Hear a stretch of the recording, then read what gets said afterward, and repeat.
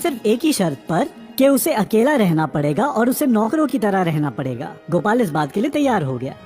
जल्दी वो चारों सफर के लिए तैयार हो गए। जब दोपहर की धूप निकली तो वो रुक गए।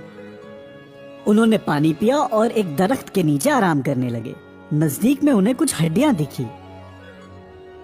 सबसे बड़े भाई को अपनी होशियारी दिखानी थी सबको। उसने कहा कि मैं सारी हड्डियां जोड़ के दिखाता हूं।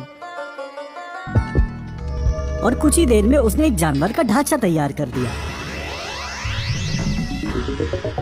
जब दूसरे भाइयों ने उस ढांचे को देखा, उसने कहा कि अब मैं मेरी ताकत से इसके अंदर खून, चमड़ी और गोश्त शुमार कर दूंगा। और फिर उसने कुछ जादुई अल्फाज कहे और फिर वो ढांचा एक जानवर की शक्ल में तब्दील हो गया। गोपाल देखकर एकदम हैरत ज़दा हो गया। और तीसरा भाई फिर आगे आया और कहा, और मैं